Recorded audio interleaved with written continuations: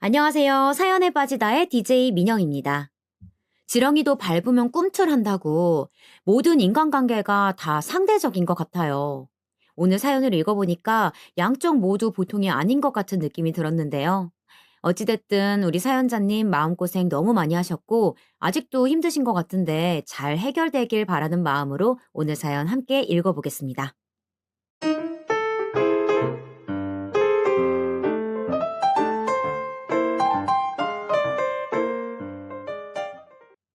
안녕하세요. 자식 키우면서 안 그래도 힘든 일이 너무 많은데 가족이 협조해주지 않고 괴롭히면 더 빨리 지치게 되는 것 같아요. 저는 조금 느린 아이를 키우고 있는 40대 엄마고 그러면서 가정을 지켜보겠다고 많은 노력을 해왔답니다. 근데 요즘은 모든 게 다 부질없게 느껴져서 그런지 다 짜증스럽고 헛되게 느껴지네요. 저의 감정을 여기에 대강 정리해 보려고 합니다. 제가 결혼을 한 것은 생각보다 참 무탈하게 했던 것 같아요. 같은 회사에서 만난 사람과 2년 정도 연애를 하다가 결혼을 했고, 남들은 반대니 뭐니 있었다고 하던데 그런 것 없이 쭉 가게 되었답니다. 그때에도 뭔가 이상하단 생각은 하지 않았어요. 단지 하나밖에 없는 시어머니가 본인 아들을 독립시키기 힘들어한다는 것, 그 정도만 느꼈어요. 그것도 저랑 결혼한 제 남편에 대한 얘기가 아니라 바로 그 위의 형인 시숙 말이에요. 장남이니 그럴 수 있겠다 싶었지만 어쩜 저렇게 아들을 끼고 키우는지 이해가 안 되더군요. 우리 민기 정말 너무너무 착한 애야. 민기만한 애가 없어. 명기도 너무 착하고 우리 집 아들들이 전부 보배지 뭐. 처음엔 아들들을 무척 아끼시는구나라고 생각했었어요. 그런데 어쩌다가 가끔 시댁에서 식사를 하거나 뭔가를 할 때면 어머님은 좀 기이할 정도로 큰아들에게 집착하시는 것 같은 모습을 보이시더라고요. 식사 마치고 물도 직접 가져다 주시고 그 나이 먹은 아들이 엄마랑 같이 살면서 다 먹고 치운 그릇을 설거지해 드릴 생각도 안 하는 거예요. 그렇다면 사회성은 어떠냐 하면 또 숫기가 없거나 그런 편도 아니에요. 말도 아주 유창하게 잘하고 외모도 꽤나 번지르르한 편이었죠. 그런데 왜 장가를 안 갔는지 우리 부부를 부러워하는지 모르겠어요. 가끔 아무렇지 않게 이런 말을 하더라고요.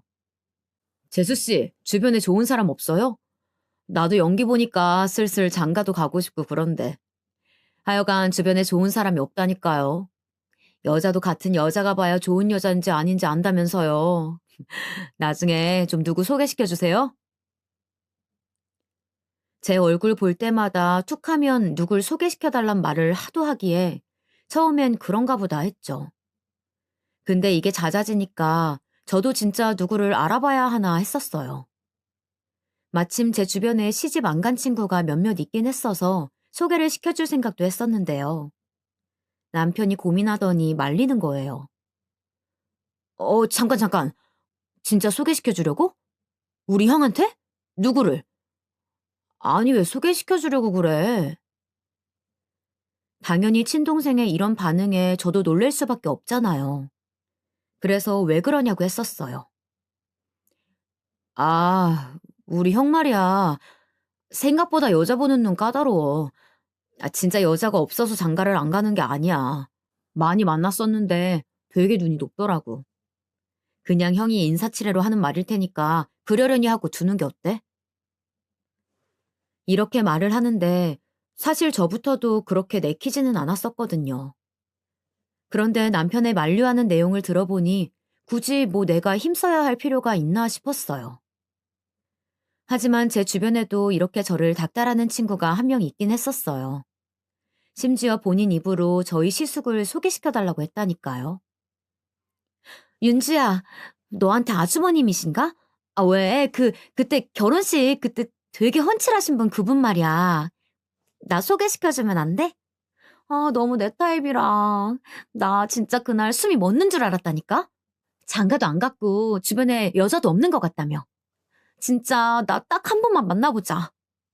제 친구들 중 결혼을 안 한 애들이 몇 명 있는데 그 중에서 얘는 꽤 따지는 게 많은 친구였어요. 그래도 애가 밝고 늘 명랑하고 성실하고 주변 분위기를 좋게 해주는 애였거든요. 고민하다 둘의 만남을 꽤 대담하게 성사시키게 되었던 거예요. 이때 여전히 남편은 뭐라 뭐라 말을 얹더라고요.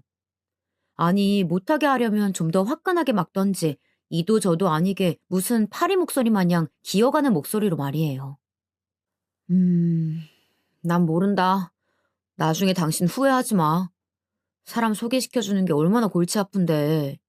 친구랑 사이좋게 남고 싶으면 그런 거 함부로 해주는 거 아니야. 당신한텐 한쪽이 가족이고 또 한쪽은 친구인 거잖아. 가족을 안 보고 담쌓게 될 리는 없지만 친구는 인연을 정리해야 될 수도 있어. 이런 이상한 경고를 하는데 남녀가 둘이 만나보고 아니면 마는 거지 쓸데없이 겁을 주더라고요. 심지어 만나게 해달라는 소리는 제 친구가 더 적극적이었으니까 본인이 알아서 하겠지 싶었어요. 그런데 말이에요. 저는 번호만 알려주고 둘이 연락을 하게 했는데 참 희한하게도 만남이 성사되었지 뭐예요. 우리 시숙 쪽에서 먼저 제 친구에게 교제를 제안했다고 들었어요. 차마 제가 직접 물어보진 못하고 제 친구로부터 들은 말이에요. 윤지야, 민기 씨 말이야. 그래, 그래. 나 이제 그냥 민기 씨라고 부를게. 너한텐 시숙이지만 나한텐 엄연히 만나는 남자니까 말이야. 아무튼 나한테 어젯밤에 연락이 왔어. 진지하게 만나보자고 말이야. 와, 나 진짜 완전 이상형의 남자한테 그런 말 들으니까 너무너무 행복해. 진짜 너무너무 고마워. 나 너무 숨이 막힐 것처럼 떨려가지고 회사에서 일을 못했어. 친구는 정식 교제를 하게 되었다면서 어찌나 우리 시숙이 마음에 들었던 건지 정말 진심으로 너무 좋아하더라고요. 그런데 이쯤에는 제가 임신을 했을 무렵인데 어머니로부터 이상한 전화를 받게 되었답니다. 그저 제 임신과 관련된 화제를 주고받는 내용이긴 했지만 중간에 제가 순간 궁금해서 시숙 안부를 물었거든요. 그때 돌아온 답은 너무 충격적이라 전화를 끊고도 한참 멍했었어요. 우리 민기? 민기 잘 있지? 민기 요즘 바쁘더라고. 하는 일이 많아서 말이야. 참, 너는 어떠니? 병원 가보니까 병원에서 뭐라고 해? 아, 산부인과 갔더니 애기 건강하게 잘 크고 있다고 이제 안정기라고 하더라고요, 어머니. 저기 근데 아주버님은 연애 잘하고 계신다고 하던가요? 제 친구는 잘 만난다고 하던데 아주버님 쪽 얘기는 못 들어봐서요. 궁금하더라고요. 그랬는데 어머니 반응은 영 뭔가 시덥지 않은 말투인 거예요. 제 친구는 그렇게 들떠있고 결혼까지 생각하고 있는데 말이에요. 아, 그 뭐더라. 네가 소개시켜줬다던 그 아가씨 말이야? 근데 글쎄 민기한테는 썩 성에 차지 않나 봐. 애가 마음에 들면 얘기를 할 텐데 나한테 별로 말도 안 하더라고. 이게 무슨 친구가 저에게 얘기해준 분위기랑 너무 다른 거예요. 그렇게 시숙이 제 친구한테 잘해준다고 들었고 아주 하트 뿅뿅하게 만남을 진행시키는 중이라고 들었거든요. 어머, 아주버님은 그닥 마음에 안 드신다는 거예요?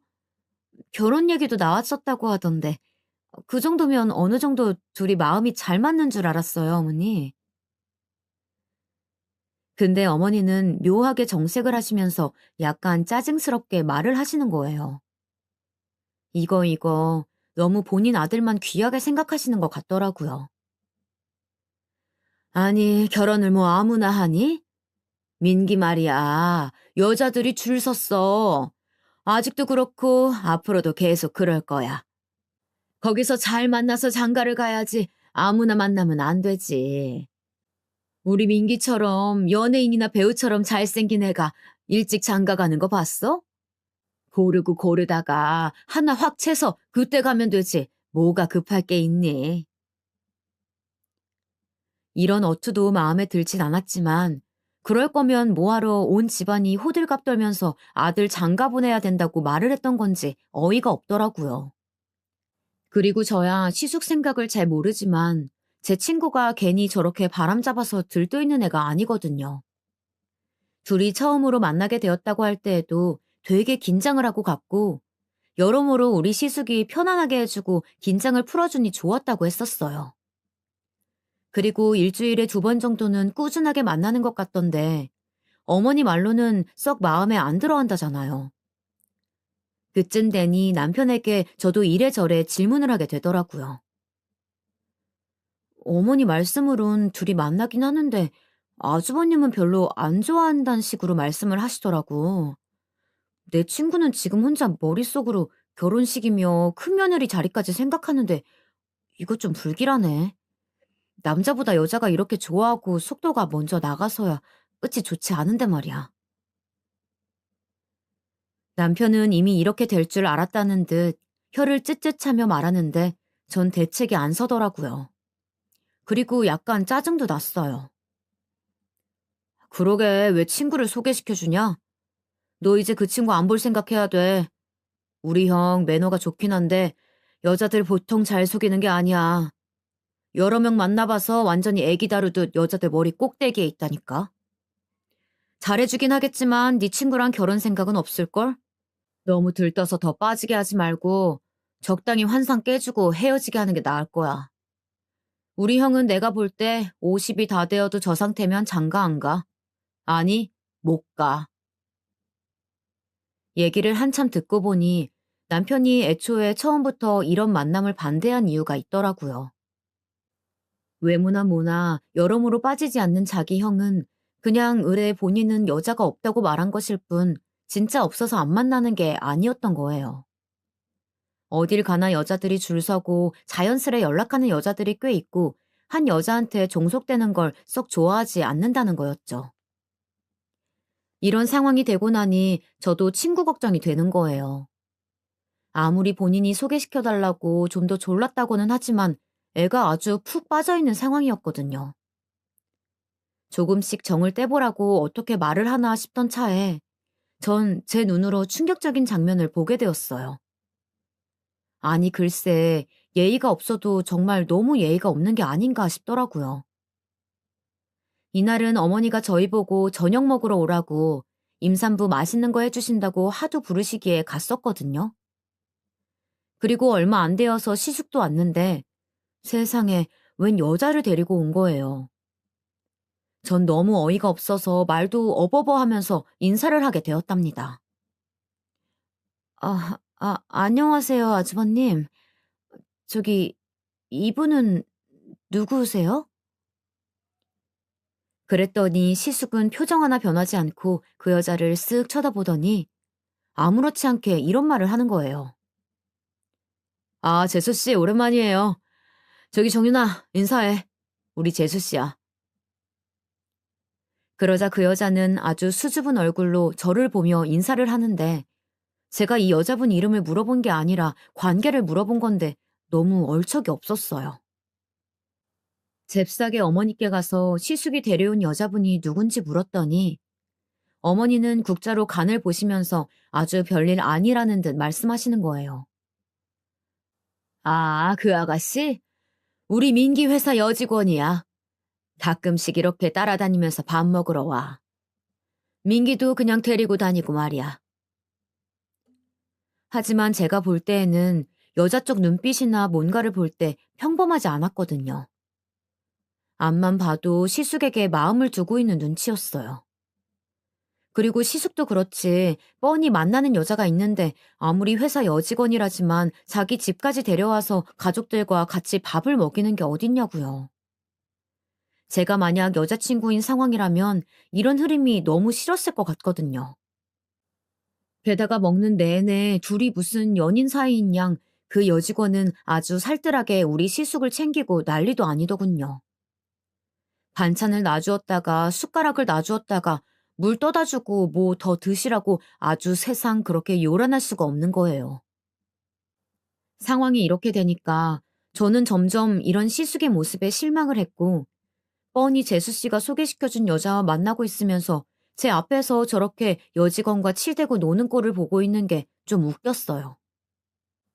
그래서 나중에 집에 돌아와서 친구한테 비슷한 얘기를 했더니 얘는 적잖이 놀라더라고요.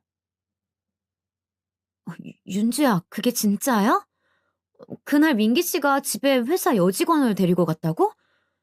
나한테는 야근할 거라고 그날 못 만난다고 하던데. 게다가 그날 오후부터 계속 연락도 안 되고 다음날 오전에서야 겨우 전화를 받더라고. 이런 말을 들으니까 저는 괜히 움찔해서 더 친구를 말리고 싶더라고요. 그날 여자친구에겐 비밀로 하고 자기 여직원과 둘이서 놀고 있었던가 싶어서 더 불쾌해지고 얼른 친구가 우리 시숙에게 정을 떼길 바랬어요. 내가 아무리 멋모르고 시댁 식구가 되었다지만 뭐 이딴 남자가 있는지 슬슬 화가 났고 말이에요. 하여간 친구를 단념시키기에는 시간이 꽤 걸렸고 나름 얘가 사람한테 정을 주면 얼마나 깊이 빠지는지 알기에 빨리 빠져나오게 하도록 무진 애를 썼답니다. 저도 임신 중이고 신경 쓸 게 많은데 말이에요. 하여간 그래서 둘이 흐지부지 정리는 되었는데 이후 시숙의 행보를 보니까 정말 둘이 헤어지게 한 게 잘했지 뭐예요. 어머니가 명절 때 밤을 까면서 하시는 넋두리를 들어보니 애초에 이성 간 개념도 없는 이상한 남자더라고요. 솔직히 어머니가 그렇게 키웠다고 보는 게 맞는 것 같아서 진짜 이 모자는 문제가 많단 생각이 들었어요. 하여간 우리 민기는 여자들이 가만 놔두지를 않아서 큰일이야. 아니 어제는 웬 여자가 문을 두드리더니 꽃을 두고 가지 뭐야? 민기 좀 갖다 주라고. 저번에 민기가 말했던 같은 헬스장 다니는 이혼녀인 것 같아. 운동 같이 하는 사람이라고 하더라고. 하여간 이 녀석은 어쩌다가 저런 갑작스러운 여자까지 다 몰고 다니는지 몰라. 근데 어떻게 저렇게 잘났는 걸. 엄마인 내가 봐도 저 녀석은 보통 인물이 아니잖아. 내 자식이라서 하는 소리가 아니고 진짜로 말이야. 대충 얘기만 들어도 느낌이 오지 않나요? 여자에 대한 개념이 썩 좋지는 않다는 게 감으로 느껴지더라고요. 무슨 운동하러 다니는 헬스장에 오는 이혼녀랑도 친해져가지고 저렇게 호감을 주고받고 앉아있는 건가요? 제가 아는 여자만 해도 잠깐 썸을 탔던 제 친구에 동시에 만나는 듯 했던 회사 여직원에 그 짧은 사이에도 몇몇 왔다 갔다 한 여자들이 있었답니다. 반대로 형제인 우리 남편은 글쎄요. 저라고 뭐 남편과 아내가 된 사이라고는 해도 뭘 얼마나 알겠어요. 적어도 일단 제가 아는 선에서는 여자 문제가 있지는 않았고 애시당초 연애한 것도 제가 거의 끌어당기다시피 했을 만큼 되게 수동적이고 소심한 사람이에요.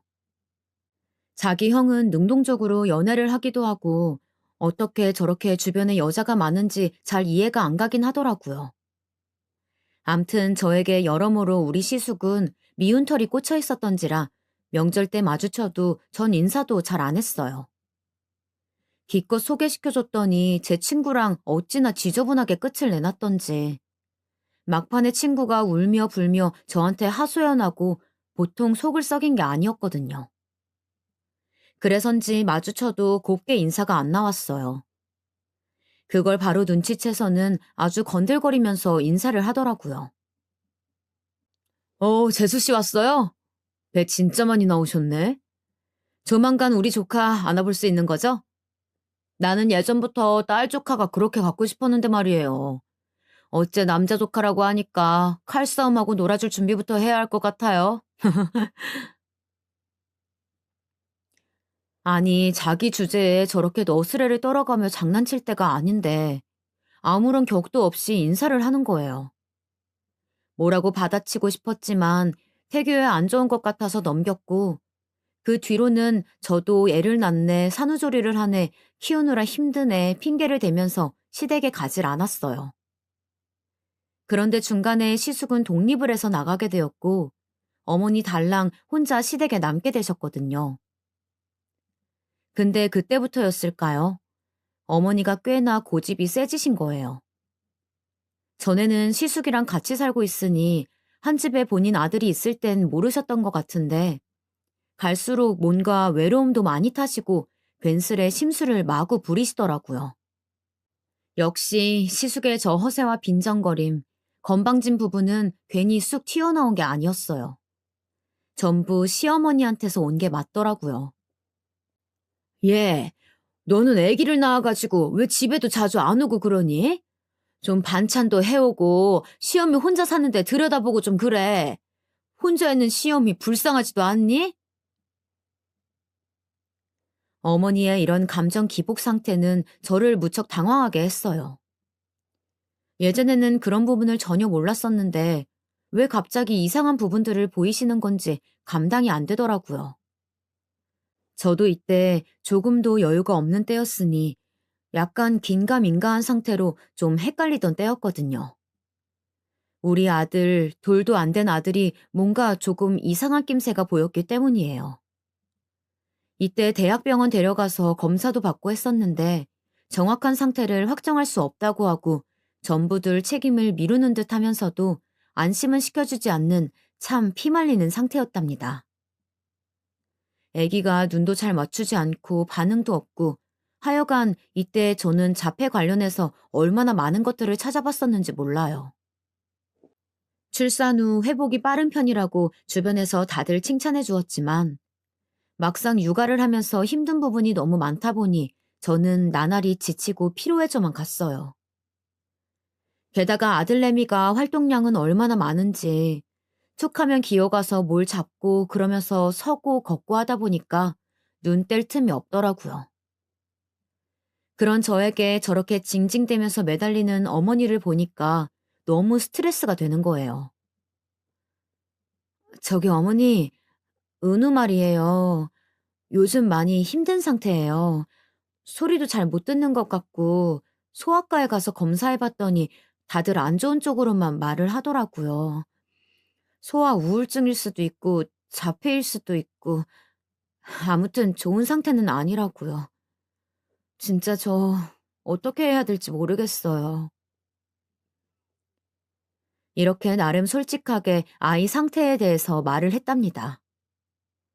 그러면서 저도 왠지 모르게 설움이 복받쳐서 약간 울컥한 상태였는데요. 어머니는 거기서 더 말도 안 되는 반응을 하시는 거예요. 남의 집 손주도 아니고 자기 손주에 대한 얘기를 하는데 어떻게 그걸 그렇게 받아들일까요? 아니, 은우가 왜? 무슨 일인데? 아이고, 어쩌나 정말. 아니, 근데 말이야. 그 우울증이란 게 나도 온 것 같더라.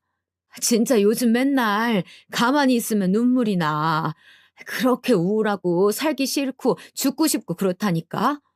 그러니까 내가 말하잖아. 니네들 우리 집에 좀 자주자주 오라고 말이야. 내가 몇 번을 말했는데 오지를 않고 그렇게 고집을 부려. 이때 저는 한편으로는 너무 소름이 돋았던 게 정말 공감 능력이 조금도 없으신 분 같아서 기가 막히는 거예요. 남도 아니고 본인 손주가 어딘가 아파서 힘들다는데 그거에 대한 걱정은 조금도 하지 않고요. 그 하소연 속 들어있는 우울증이란 얘기를 뽑아가지고 바로 자기한테 적용시켜서 앓는 소리를 하시는 거잖아요. 대체 저보고 어쩌란 건지. 저는 어머니의 엄마가 아닌데 말이에요. 그럼 남편은 여기서 뭐 하냐면요. 정말 아주 기똥차게 바쁜 날들을 보냈답니다.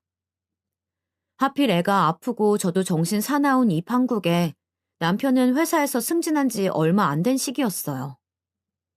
여기저기 불려다니면서 지방을 하루가 멀다 하고 매번 가다 보니 좀처럼 집에 붙어 있는 날이 없는 거예요. 모처럼 주말에 셋이서 같이 공원으로 산책을 나가려고 해도 남편은 전화 한 통이면 곧장 집으로 다시 돌아가야 했어요. 아, 네, 부장님. 그럼 1시간 뒤에 제가 집 앞으로 찾아뵙겠습니다. 네. 네, 알겠습니다. 이러면서 저한테 미안해 죽겠다는 얼굴로 사과를 하곤 정말 발이 안 보이게 무섭게 유모차를 움직여서 쌩하니 달리는 거예요. 그렇게 저랑 아들은 다시 주말 내내 집안에 덩그러니 남겨졌고 남편은 밤 늦은 시간까지 안 돌아오는 거죠. 애가 아픈 것 같아서 엄마인 제 마음은 미어지는데 정말 조금도 숨 쉴 틈이 없는 저에게 어머니의 갱년기는 참 잔인하고 무섭더군요. 왜 그 시기가 저한테 맞물려 들어와서 동시에 제 아들이며 시어머니까지 책임을 져야 하는 건지 모르겠어요. 그러다가 어머니는 결정적으로 정말 제 기준에는 망언 같은 소리를 하시더라고요.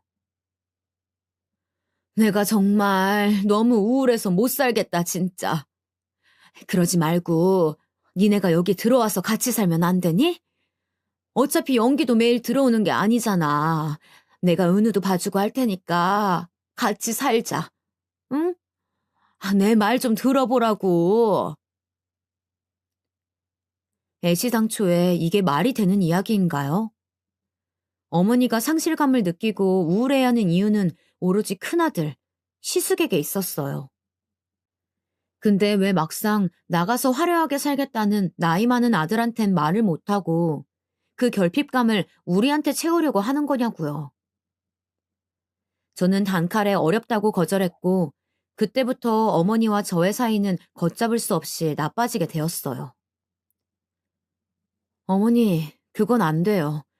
제가 다른 건 몰라도 그것까지는 안 될 것 같아요. 은우 아픈 거 아시지 않아요? 자폐로 거의 판정을 받게 될 확률이 높고 저는 그거 따라다니는 것도 정말 죽을 것 같아요. 그 와중에 어머니한테 연락도 드리고 제 나름 노력도 많이 했어요. 근데 왜 그걸 저희가 다 짊어져야 하나요? 그냥 아주버님께 말씀하세요. 다시 들어오라고. 어머니는 이런 저의 말에 막상 본인 아들한테는 성질도 못 내면서 저는 엄청 만만하셨나 봐요. 아주 소리를 질러대고 울고 불고 하면서 그 모든 분을 다 저에게 쏟아내시는 거예요. 심지어 며칠이 지나 저는 시숙으로부터 이런 기가 막힌 전화까지 받아보게 되었어요. 재수씨, 우리 어머니랑 사이가 지금 좀 어색하다면서요? 어쩌다가 그렇게까지 된 겁니까? 어머니 지금 좀 혼자 외로워하시는 것 같은데 말동무도 좀 하고 우리 조카도 보여드리면 그러면 어때서요? 우리 엄마가 그냥 들어오라고 한 것도 아니고 집 새로 사서 이사 갈 생각까지 하고 있었다고요. 그게 재수 씨랑 영기한테 그렇게 안 좋은 조건도 아니잖아요? 노인네한테 그렇게 야멸차게 굴 일 있어요? 진짜 보자 보자 하니까 이게 아주 번지르르하게 말만 그럴듯하게 하고 독립한답시고 나이 40이 넘어 자기 엄마한테 돈 꽤나 빌려서 나간 걸 제가 아는데 말이에요. 지 처신이나 잘할 것이지 뭘 우리한테 다 덮어씌우려는 건지 너무 화가 나더라고요. 아주버님, 아주버님 왜 뻔히 알면서 모르는 척 하세요?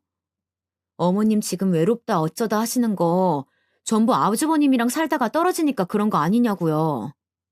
듣자 하니 뭐 제 형님 될 사람이랑 같이 사신다면서요. 그것도 엄청 어린 분이요. 결혼 허락은 못 받았고 같이 살긴 해야겠고 그래서 집 얻어서 나가신 거 아니에요? 그런 사정은 그냥 아주버님과 어머님의 관계지 왜 이게 저희한테 떠넘겨지는 거예요? 애도 아프고 하다 보니까 저는 정말 눈에 뵈는 게 없이 따발총처럼 말을 쏴대게 되더라고요. 대체 어쩌라는 건지 지 주제를 알고 덤벼야지 싶었어요. 내가 자식도 낳았고 심지어 그 자식도 정상인 상태가 아니라 느리다는 판정을 받고 저 역시 제정신이 아니었어요. 그런데 어디 허울 좋게 지금 자기 엄마를 저한테 떠넘겨서 모시게 하려는 수작이냐고요. 시숙은 자기 아킬레스건 같은 개인사를 찔려서 열이 받았는지 저랑 알게 된 일에 처음으로 소리를 질렀어요. 옆에서 불안해하던 남편이 놀라서 전화를 뺐을 정도로 말이에요. 재수씨, 지금 말 다 했어요? 야, 이거 진짜 봐주고 있자니까 위아래가 없네. 무슨 입만 달면 말 다 해도 되는 거예요? 내가 누구랑 살건 뭘 하건 어떻게 하건 재수씨가 뭔 상관인데 우리 어머니 얘기하는데 그런 가타부타한 내 사정이 왜 나오냐고요? 그런 얘기는 누구한테 들었어? 연기한테 들었어요? 정말 싸움이 불번지듯 커지면서 남편이 제압을 한답시고 뺏었고 받아서 자기가 얘기한 건 아니고 엄마한테 들은 모양이다 하면서 아주 진땀을 빼더라고요. 자기 딴에는 나름 형을 어려워하는 구석이 있어서 그런지 엄청나게 쩔쩔매는 게 느껴졌어요. 그러면서 시숙은 저에게 이날 정말 해서는 안 될 만큼 아주 끔찍한 말을 해버리고 말았어요. 지금 이 순간까지도, 아니 저는 평생토록 시숙을 용서할 생각이 없습니다. 그때 들었던 말은 여기에 적어서 모두의 공분을 사게 할 용의도 있긴 하지만요. 몇 번이나 고민하고 적었다 지웠다가 결국 지웠습니다. 남한테 말 한마디 하고 끝나고 사라지는 게 아니라 어찌되었건 기록으로 남으니까요. 그리고 그걸 다시 적고 쓰면서 제 자신이 또 한 번 상처를 받을 것 같아서 그만하기로 했어요. 일단 대략적인 힌트를 남겨두자면 자폐 증상을 갖고 있는 제 아들에 대해 모든 걸 제 탓으로 돌리는 아주 상스러운 말을 했습니다. 우리 남편은 상황이 이쯤으로 치달은 데다가 그 모든 말이 오가는 정황을 자기 눈으로 보고 들었어요. 보통의 남편들이라면 이럴 때 어떻게 했을까요? 저는 그게 너무 궁금하더라고요. 왜냐면 이날 남편의 행동은 정말 너무나 마음에 들지 않았고 시숙의 저 밑도 끝도 없는 멍청한 폭언 이상으로 절 실망스럽게 했어요. 저기, 좀 진정해 당신. 아니 왜 이렇게 싸움을 크게 만들어. 어머니부터 시작해서 왜 형한테까지 불이 붙냐고. 형 성격 장난 아니라고 내가 전부터 얘기했잖아. 하하호호 웃으면서 말은 하지만 속을 알 수가 없다니까. 나도 형 어렵단 말이야. 무슨 말인지 알겠어? 나이 차이 3살밖에 안 나지만 어릴 때 형한테 많이 맞고 자랐어. 솔직히 아직도 어려워. 그러니까 최대한 형이랑 부딪히지 말랬는데 대체 왜 이래? 이러니 제가 화가 날까요, 안 날까요? 지금 길 가다가 뒤통수 얻어맞고 땅에 쓰러진 사람한테 왜 하필 그 시간에 걸어 다니다가 얻어맞냐고 야단치는 거나 마찬가지 아닌가요? 남편은 우울증을 호소하며 객기 부리는 본인 어머니나 저한테 끔찍한 망언과 어머니 덤태기까지 씌우려고 했던 본인 형에 대해선 특별한 비난이 없었어요. 그러면서 끝에 덧붙이는 말은 정말이지 너무나 가관이어서 저를 기함하게 만들었는데요. 그 말인즉슨 이렇습니다. 솔직히 말이야. 나도 그렇게 따지면 당신한테 불만이 없는 거 아니라고. 꼭 그렇게 우리 가족 모두와 불화를 만들어서 이렇게 힘들게 만들어야겠어? 당신만 참고 있는 거 아니고 나도 얼마나 참고 있는지 아냐고. 이러니 저도 어이가 없어서 물었어요. 대체 뭘 그렇게 참았냐고 말이에요. 아, 진짜 내가 말 안 하려고 했어. 당신도 은호 때문에 힘들어 보이니까 말이야. 근데 있잖아. 당신 해도 정말 너무해. 내가 이렇게 바쁘고 힘들게 일하고 들어오는 거 알지? 주말에도 나가서 처자식 먹여 살리겠다고 일하는 거 알지 않냐고. 그런 나한테 당신이 무슨 따뜻한 밥 한 끼라도 준 적 있어? 힘들다고 맨날 누워있고 시장에서 사온 반찬이나 주고 말이야. 직접 밥 따뜻하게 차려준 적 있냐고. 퇴근하고 들어오면 늘 얼굴은 우중충해가지고 넋이 나가있고 말이야. 이때 저는 정말 모든 이성을 잃고 말았어요. 차라리 저랑 아무런 관계도 아닌 억지로 혈연이 되어버린 시숙의 몰상식한 말들은 다 그렇다고 치자고요. 100번 양보해서 말이에요. 하지만요, 저희 남편은 저와 함께 저 아이를 만든 장본인이며 그 아이의 아빠예요. 아이 하나 키워보겠다고 본인이 밖에 나가서 힘들게 일하고 온다면 왜 그 아이를 키우겠다고 하루 종일 끼고 살며 먹이고 입히고 재우고 병원이며 치료를 데리고 다니는 제 생각은 안 하는 걸까요? 간신히 누르고 있었던 서러움이 터져나오면서 저는 방에 혼자 들어와서 문을 잠그고 터져나오는 울음을 그냥 입으로 틀어막고 있었습니다. 너무나도 제가 두려워했던 아이의 자폐 판정이 나오려는 상황에 앞서 누가 절 위로해도 모자랄 판에 모든 상황들이 저를 비웃듯 아주 우습게 가고 있더군요. 그날부터 저는 몇 번이나 얼마나 진심을 다해 이혼이라는 글자를 핸드폰 검색창에 올렸다가 지웠는지 모르겠어요. 물론 마음 같아서야 몇 번이라도 당장 짐을 싸서 나가고 싶었어요. 하지만 사실 딱히 그럴 상황이 되지 않았어요. 당장 제 홀몸도 어떻게 나가서 뭘 해서 먹고 살아야 할지 모르는 판에 아이를 두고 갈 수도 없었고 말이에요. 진짜 이런 부분까지 생각을 하면서 모든 비참함이 땅을 치닫는 듯한 느낌이 들었고, 나라는 사람은 결혼을 하고서 얻은 것은 하나도 없고 모든 게 다 짐만 되었구나 싶어 무척 절망했습니다. 어떤 날은 저 역시 너무 우울해져서 정말 어머니의 그 망할 우울증이 저에게 전이 되기라도 한 건지 여러 번 나쁜 생각도 했다가 길을 걷다 울기도 하고 제정신을 차릴 수가 없더라고요. 겨우 제가 마음을 잡을 수 있었던 것, 그나마 잘 살아보자고 생각했던 건요. 저처럼 다소 느린 아이들을 키우는 엄마들이 모인 인터넷 카페를 알게 돼서예요. 거기 가입해서 둘러보니 저랑 비슷한 사람, 저보다 더 힘든 사람, 저보다 나은 사람 등 아주 많은 사연들을 갖고 살고 있더라고요. 애시당초 느린 아이를 키운다는 것 자체가 사연을 갖고 있는 셈이니까요. 거기 털어놓고 힘든 얘기들을 늘어놓다 보니 그냥 그럭저럭 살아야지, 어떻게든 살아야지 하는 생각이 들었어요. 적어도 이 애를 키우는 동안은 내가 나 살고 싶은 대로 숨쉬고 어쩌고 할 수가 없겠단 마음이었고요. 그래서 어느 정도는 마음을 비웠달까. 남편에 대한 남아있던 기대도 접고 그냥 아이를 키우는 동반자 정도로만 생각하기로 했어요. 물론 당연히 그런 걸 내색하진 않았고요. 정말 억울하고 어쩌고 해도 저에게 딱히 능력이 없으니 어쩌겠어요. 나가서 이 아이랑 둘이 살기에 저에겐 경제력이 없고 뭣도 없었으니까요. 그런 와중에 어머니는 슬슬 연락을 해오기 시작했고 저도 하는 수 없이 그냥 받기로 했어요. 그 난리를 쳐놓고도 약간 간을 보더니 제가 조금씩 전화를 받아주기 시작하니까 또 만만하다고 생각했나 봐요. 한 삭고 김치를 줄 테니까 다녀가라고 하기에 어쩔 수 없이 그날 아들과 함께 택시를 타고 시댁에 갔는데 거기서 어머니는 또 한 번 제 뒤통수를 때리는 소리를 하더군요. 처음엔 기가 막혔지만 곰곰이 생각해보고 또 생각해보니 완전히 제가 막 극구 반대를 할 사안은 아닌 것 같았어요. 니네 말이야. 언제까지 그 집에 살 거니?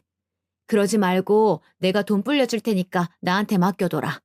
너도 알지? 내가 어느 정도 돈에 감각 있는 거 말이야. 한동안 민기 내보내고 내가 살 맛이 안 나서 다 내려놓고 싶긴 했는데 그래도 역시 위로해주는 건 돈밖에 없더라. 돈은 사람을 배신 안 해. 니네도 그렇게 궁상 떨고 아침 저녁으로 박 터지게 싸우면서 살지 말고 아무것도 고민하지 말고 나한테 2억 맡겨놔. 은우 키우려면 앞으로 돈 더 많이 들 게다. 그거 다 연기 월급으로 감당할 수 있겠어? 아주 택도 없어. 니들끼리는 절대 못 살아남고 있는 거라도 재테크해서 불려야지. 자신 없으면 나한테 맡겨. 처음엔 저도 돈 맡기라는 소리에 화가 나서 반박하려다가 구구절절 듣다 보니까 그렇게 틀린 말은 아니더라고요. 어머니가 돈 불리는데 재간이 있다는 것은 예전에 연애할 때에도 남편에게 들었던 얘기고 어머니는 본인 남편 일찍 보내고 그만한 집에 살며 또 아들 하나는 집을 사주고 또 하나는 독립시켜서 내보낼 정도로 여유가 있는 편이었어요. 하지만 무조건 다 대주진 않을 거고 니들도 니네 경제력은 알아서 기를 수 있도록 하라는 입장이었죠. 제가 그런 부분에선 어머니를 어느 정도 신뢰하는 부분이 있기는 했었어요. 그래서 한참을 고민하다가 어쨌든 이 돈이 모두 누군가에게 쏠려있는 재산도 아니기에 그냥 결정을 하게 된 거죠. 남편에게도 고민 끝에 의논을 했더니 조금도 망설이지 않고 대답을 하더군요. 잘 됐네. 남들은 우리 어머니한테 와서 어디 투자해야 되냐고 묻기도 해. 그런데 우리들은 자식이랍시고 어머니가 알아서 정보를 주려는 데다가 저렇게 알아서 해주신대잖아. 얼마나 다행이냐?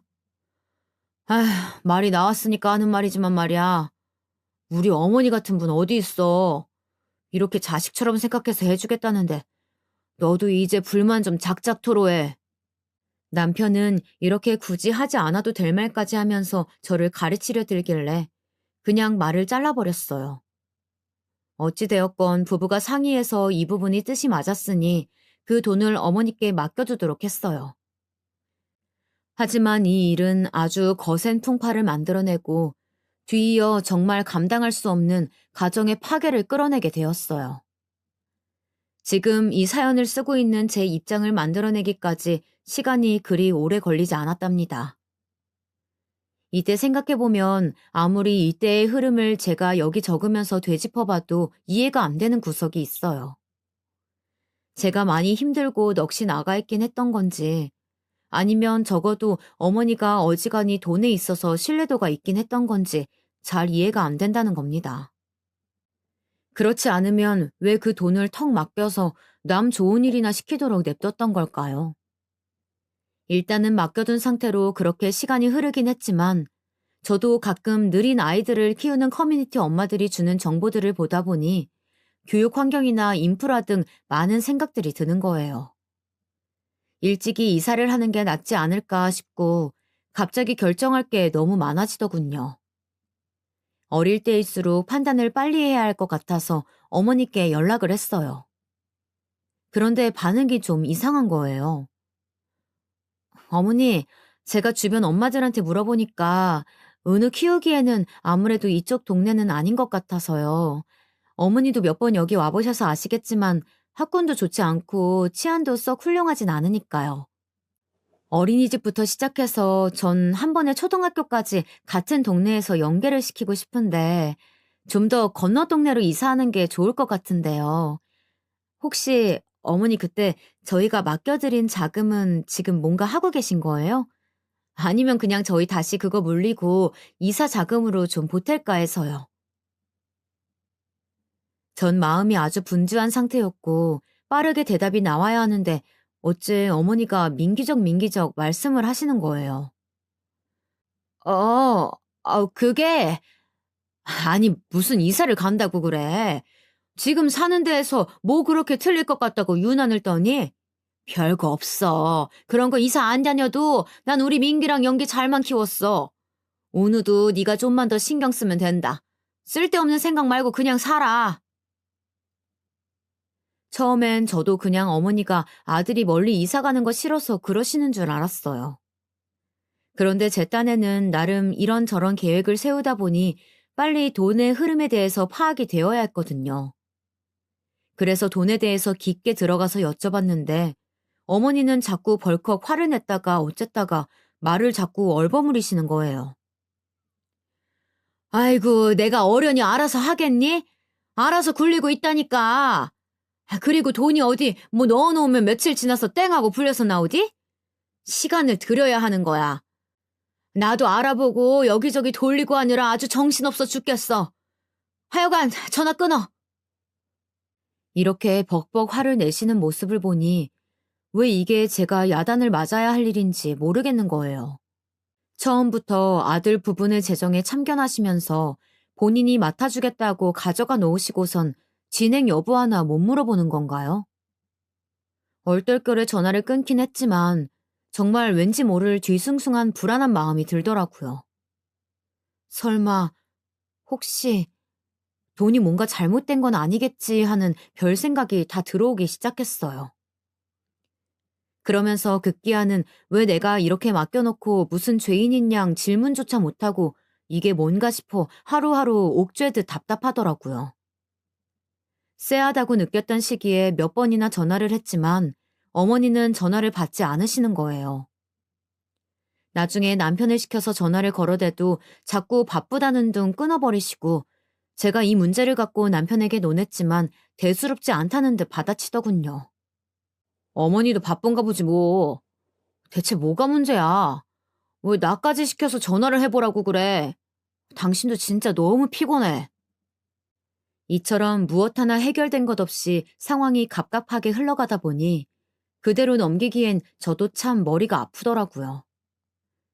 그리고 인생은 왜 대체로 나쁜 예감이 거의 들어맞아가는 건지 모르겠어요. 뭘 어쩌는 게 좋을까 싶어서 한참 고민을 하던 차에 순간적으로 저는 아주 불길한 마음이 훅 들어왔어요. 혹시나 정말 만약에 어머니가 이 돈을 잃는다든지 아니면 뭔가 잘못된다면 그땐 어쩌지? 이런 생각이 드는 거예요. 이렇게 계속 방황하던 중에 정말 돈 얼마 맡겨두고 정신병에 걸릴 지경이더라고요.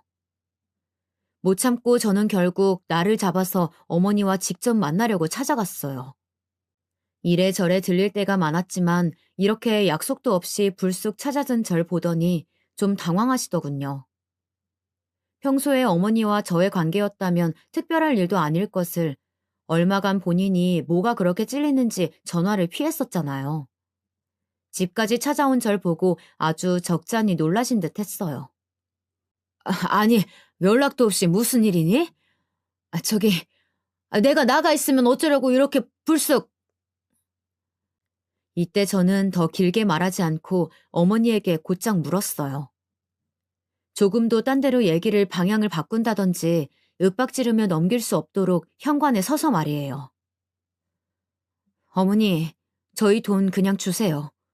투자하는 거 다 그냥 나중에 하시고 지금 당장 이사 자금으로 필요하니까 다시 붙여주세요. 그 돈 저희가 알아서 할게요. 네? 아주 단호한 표정으로 제가 어머니 눈을 보면서 마치 뭔가 불살라버릴 듯 빤히 쳐다보면서 말을 하니 어머니는 움찔하시는 것 같더라고요. 그런 반응조차가 불길한 결과를 말하는 것 같아서 전 가슴이 콩닥거리기 시작했고 불행히도 그 예상은 맞아떨어지고 말았어요. 이때 어머니는 완전히 쥐구멍 들어가는 목소리로 몇 번이나 되물어야 했던 그 말 같지도 않은 얘기를 늘어놓으셨거든요. 아, 저기, 그게 말이야. 니네 지금 당장 안 쓸 거니까. 이런 서두로 시작한 얘기는 결국 끝으로 가서 시숙이 지금 살고 있는 그 동거녀와 함께하는 치킨집 프랜차이즈에 자금으로 들어가게 되었다. 이런 저질 막장 소설에도 안 쓰일 법한 결론으로 끝나게 되었어요.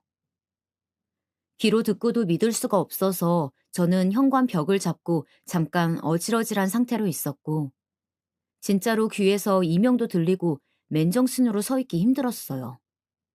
어머니는 그렇게 말을 하시더니 이러고 나가버리시는 거예요.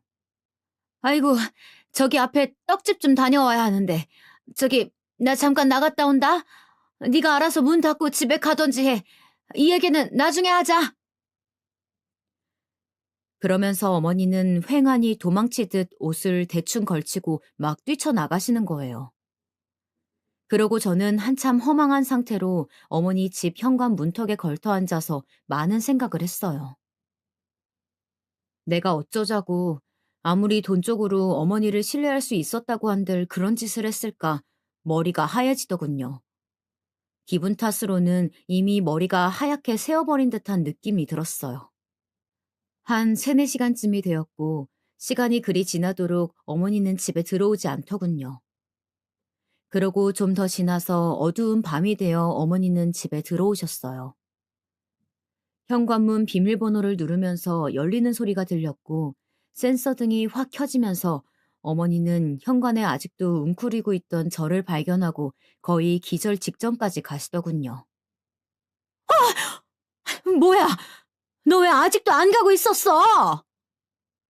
어머니는 손에 들고 현관을 들어서던 와중에 장바구니를 놓쳐버리는 바람에 귤이 온 바닥에 뒹굴었고 아마 몇 개는 터졌을 것이 분명해 보였어요. 전 멀뚱하니 서서 계속 입에 물고 있었던 그 말을 간신히 뱉었어요. 어머니, 왜 그러셨어요? 어떻게 그 돈을, 저희 돈을, 돈이 없는 분도 아니면서 그걸 어떻게 아주버님께 주셨어요? 어머니는 처음에 한 몇 초 어벙하게 서 계시더니 이렇게 된 이상 모두 어떻게 수습이 불가하다고 느끼셨나 봐요. 숨을 훅 들이쉬더니 이젠 뭐 더 거리낄 것 없다는 투로 말씀하시더군요. 휴, 그만 좀 사람 잡아라. 이게 이렇게 사람을 놀래킬 일이니? 아니, 너도 알잖냐. 내가 어디 돈 떼먹을 사람이야? 돈이 없어서 그랬겠어? 내가 부동산이며 이것저것 다 묶여 있으니까 당장 움직일 돈이 없었다고. 그리고 그게 어디 뭐 다 네 돈이야? 그것도 아니잖아. 연기가 번 돈도 있으니 그거 형제끼리, 가족끼리 좀 돌려 쓰는 게 어때서? 그걸 이렇게 귀신같이 하고 시엠이 아주 간이 다 밖으로 나자빠지게 만들 일이야? 저도 이런 대답을 예상하지 않은 건 아니었지만 어쩜 이렇게 토씨 하나 안 틀리고 말을 하시는 걸까요? 말없이 저는 코로 숨을 몇 번이나 내뿜은 뒤 호흡을 가다듬고 말을 했어요. 목소리도 겨우 냉정을 되찾고 어째 묘하게 이전보다 훨씬 정리가 된 듯한 상태로 얘기할 수 있겠더군요. 아, 그래요. 가족끼리. 네, 가족끼리라고 하시니 할 말이 없네요. 그죠? 가족끼리인데 뭐 어쩌겠어요. 그럼 저기요, 어머니. 그럼 저도 할 말이 있어요. 아유, 뭐야! 뜸들이지 말고 말해. 답답해 죽겠다. 어쩌라고? 저도 신발을 챙겨 신으며 가방을 들고 그제서야 몸을 일으키며 말을 건넨 뒤 밖으로 나왔어요. 제가 저 밑 골목으로 내려갈 쯤 어머니가 비명을 지르며 뛰어내려오시길래 저도 빠른 발걸음으로 나가버렸고요. 음, 가족끼리니 괜찮다고 하셨죠? 그렇게 말하실 것 같아서 어머니 편하시라고 대충 알아서 일을 끝냈어요. 금고, 어머니 금고 한번 보세요. 저는 이만 갈게요. 제가 알아서 이자까지 맞춰놨으니까 확인해 보시면 될 거예요. 이야기가 뭐냐면요. 평소 시댁에 자주 왔다 갔다 하던 저는 어머니가 안방에 들여둔 금고가 대충 어떤 용도인지 알고 있었어요. 그렇게 알고 있기만 했지 제가 별달리 어쩔 일은 전혀 없었죠. 맹세코 손댄 건 이번이 처음이에요. 그건 어머니도 부인하실 수 없을 거고요. 아무튼 단도직입적으로 말해 저는 어머니 금고 안에 있던 골드바들을 모조리 다 들고 나왔어요. 평소에 골드바를 집에 모셔놓는다는 얘기야 워낙 이 집안에서 공공연히 알려진 바였고 그게 이상할 게 없는 일이었죠. 워낙 재테크를 부동산이며 뭐며 다양하게 하는 어머니였고 간혹 돈 자랑도 곧잘 하셨으니까요. 제가 이날 그 금고를 열어보면서 골드바들을 보고 기가 막혔던 건 이걸 갖고 충분히 환산해서 본인 큰아들에게 줄 수 있었다는 거예요. 그게 귀찮았을 리는 없고 이건 이것대로 그냥 놔두고 싶었던 거겠죠. 그러니 엄한 우리 돈 2억을 갖다가 말도 안 하고 본인 큰아들한테 사업 자금이랍시고 턱 보탰던 거고 제가 생각보다 너무 빨리 정말 말도 안 되게 빠른 시일 내에 돌려달라고 하는 바람에 어머니는 꽤 진땀을 흘렸던 것 같아요. 그 사실을 알게 된 얼마간 저는 기막혀서 체한 듯 숨도 안 쉬어지고 죽을 맛이었지만 그동안 시댁이며 시숙이며 바보 취급을 당해온 걸 생각하니 참을 수가 없었어요. 누구건 반은 또라이라고 할 만한 짓을 이때 저질러버린 셈이고 한동안 어머니가 저걸 지문인식으로 바꾼다고 했다가 귀찮다고 했던 게 생각이 났어요. 혹시나 해서 대강 짐작되는 비밀번호를 눌러보니 되더라고요. 그리하여 저는 딱 우리한테 준 금액에 맞게 혹시 몰라서 시세도 정확하지 않으니 얼마 더 챙겨서 그렇게 나왔어요. 그러고 나오는 길 어머니는 쫓아와서 저에게 신발을 집어던지며 도둑년 잡으라고 고래고래 길에서 소리를 지르시더군요. 저는 그 길로 택시에 타려다가 멈춰서서 좋다, 싸워보잔 기세로 험악하게 따지기 시작했어요. 사지 멀쩡한 큰아들한테 작은아들이 맡긴 피 같은 돈을 그냥 줘버려 놓고 뭐가 어쩌고 어째요? 어차피 어머니 그때 차용증서 쓰셨잖아요. 명목은 그렇게 가져가서 맡아준다고 했지만 어쨌건 빌려가는 거라고 정확히 하자고 차용증서 쓰자고 한 게 누군가요? 그때 그렇게 확신 줄 것처럼 말해놓고 왜 뒷일은 이렇게 흐지부지 하시는 건데요? 뭐 도둑년이요? 경찰 불러보실래요 그럼? 제가 역으로 소리를 지르며 따지고 들자 어머니는 벌건 눈을 하고 있다가 약간은 움츠러드는 기세더군요. 전 계속해서 핏대를 세우며 마구 고함을 질러댔어요. 이 얘기가 끝까지 가게 된 이상 결국 어머니 본인 무덤 파는 격이라는 것을 잔머리 잘 돌아가는 분이라 그런지 제대로 알아들으시더군요. 딱 거기 써둔 돈만큼 챙겼고 이자 좀 보태서 갖고 나왔어요. 왜요? 어머니 이렇게 안 하면 곧 죽어도 안 줄 거 아니에요. 이게 어디 영기 씨, 어머니 아들만 피땀 흘려서 모은 돈이에요? 시집 올 때 제가 갖고 온 것도 있고 둘이 상의해서 어머니 손주 잘 키워보겠다고 갖고 있던 돈이라고요. 그걸 사지 멀쩡하고 반병신도 아닌 큰아들 사업하라고 툭 던져줘요? 아휴, 아주 지랄이 났네. 지랄이 났어. 이쯤 되어 목소리가 하도 커지니 골목을 지나가는 사람들도 멀찌감치 서서 쳐다보고 어머니는 그제서 뭔가 창피하다는 걸 느꼈는지 주변을 연신 둘러보면서 눈빛이 아주 불안해지더군요. 가족끼리요? 그놈의 가족끼리? 그렇게 고가워 죽겠으면 어디 뭐라도 해보세요. 저 아무리 생각해도 이런 그지 같은 일 터진 게 용서가 안 돼요. 가족이란 이름하에 이딴 거지 같은 상황을 견뎌야 되는 거면 저도 이판 사판이에요. 이혼할 거예요. 그리고 소송하세요. 법으로 뭘 걸던지 뭐든 해보시라고요. 뭐 도둑요? 애초에 누가 도둑인데 지금 그딴 소리를 짓거리고 있어요? 얘기하다 보니까 진짜 이건 너무 우습지도 않은 싸움인 거예요. 자기 그 예뻐 죽겠는 큰아들 사업 떼쓰는 거 받아주겠다고 아픈 손주 돌보느라 작은 아들네가 준비해둔 돈은 덥석 가져다 준 이 미친 노인네를 보니 나 역시 내 아픈 아들을 생각하니까 진짜 못 참겠더라고요. 이거 갖고 시비 걸 거면 더 걸어봐라. 내가 시숙이네 집이고 그 치킨집이고 찾아가서 다 불질러 버린다고 막 길길이 뛰면서 소리소리 질러버렸어요. 결국 그리아의 어머니는 그 돈에 대해선 찍소리를 하지 못했지만 미친 노인네 딴엔 아주 분해서 죽을 것 같은지 아들 둘을 사주에다가 전혀 가만두지 말라며 아주 욕을 했나 봐요. 시숙이며 제 남편이며 쌍으로 돌아가면서 저에게 전화를 걸어 저주의 말들을 퍼부어 대더군요. 전 더 고약한 꼴 보기 싫어서 결론을 내렸고 아주 당연하게 이혼을 진행하고 있어요. 남편은 절대로 고분고분 이혼해주지 못하겠다는 어투긴 하지만 전 죽었다 깨나도 그 지옥 불구덩이에 들어갈 생각이 없거든요. 좀 힘겨운 싸움이 될 것 같지만 아니다 싶으면 빨리 찢어지는 게 그나마 최선의 선택인 것 같아요. 그나마 멀리 떨어져 있는 친정에 잠깐 다니러 와서 아들을 맡겨두고 여기저기 상담을 받으러 다니고 있어요. 부모님께도 죄송하고 힘들긴 하지만 그래도 아무쪼록 잘 해결될 수 있길 바랄 뿐입니다.